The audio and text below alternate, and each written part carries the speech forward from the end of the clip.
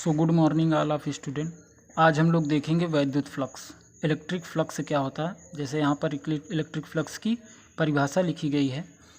वैद्युत क्षेत्र में स्थित किसी पृष्ठ से गुजरने वाली वैद्युत बल रेखाओं की संख्या को उस पृष्ठ से बद्ध वैद्युत फ्लक्स कहते हैं। इसे फाई से प्रदर्शित करते हैं। अगर दूसरे रूप में परिभाषा कहें, किसी क्षेत्रफल अवयव से गुजरने वाली वैद्युत बल रेखाओं की संख्या की माप को, मतलब किसी क्षेत्रफल से कितनी वैद्युत बल रेखाएं निकल रही हैं उस संख्या की माप को ही वैद्युत फ्लक्स कहते हैं। इसे फाई से प्रदर्शित करते हैं। जैसा ये एक छोटा सा क्षेत्रफल अवयव लिया गया है ds। इस क्षेत्रफल से कितनी वैद्युत बल रेखाएं निकल रही हैं उस संख्या की माप को ही हम लोग वैद्युत फ्लक्स कहते हैं। तो यहाँ पे एक छोटा सा पार्ट ds लिया गया है जिसका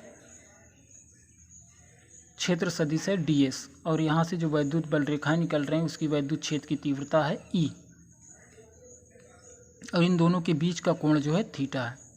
तो आगे कहा कि वैद्युत क्षेत्र E में स्थित क्षेत्रफल अवयव ds से गुजरने वाला वैद्युत फ्लक्स जो होगा क्षेत्रफल सदिश ds E तथा क्षेत्रफल सदिश ds के स्केलर गुणन के बराबर होगा। तो स्केलर गुणन अगर कर दें हम लोग तो फ्लक्स हमारा हो जाएगा d phi equal to E into ds।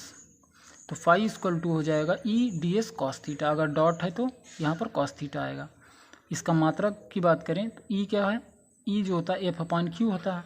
तो इसका मात्रक हो जाएगा न्यूटन पर कूलाम, और ds क्या है, क्षेत्रफल है तो उसका मीटर स्क्वायर। तो पूरा मात्रक हो गया न्यूटन मीटर स्क्वायर पर कूलाम स्क्वायर।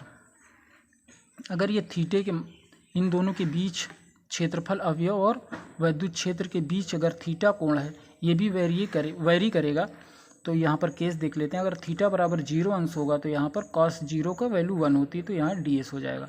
अगर थीटा इक्वल टू 180 हो जाएगा तो हमारा यहाँ पर माइनस आ जाएगा। अगर 90 हो जाएगा, ये दोनों आपस में एक दूसरे के लंबवत हो जाएंगे तो दोनों के बीच का कोण 90 और कॉस 90 0 होता है, तो फाई हमारा 0 हो जाएगा। इसी को हम लोग अगर समाकलन रूप में लिखें तो phi equal to close integral E into ds। यदि इसकी विमा की बात करें तो हमारा मात्रक आया न्यूटन मीटर स्क्वायर पर कूलाम। तो न्यूटन पर कूलाम इंटू मीटर स्क्वायर इस तरह लिख सकते हैं। तो न्यूटन है हमारा, तो इसकी विमा हो जाएगी mLt-2। कूलाम है तो AT, मीटर स्क्वायर है तो L स्क्वायर हो जाएगा हमारा। इसको अब सॉल्व करेंगे तो हमारा हो जाएगा mL3t-3A इनवर्स। ये विमा हो जाएगी वैद्युत फ्लक्स की। तो वास्तव में वैद्युत फ्लक्स क्या है, किसी क्षेत्रफल अवयव से गुजरने वाली वैद्युत बल रेखाओं की संख्या की माप है।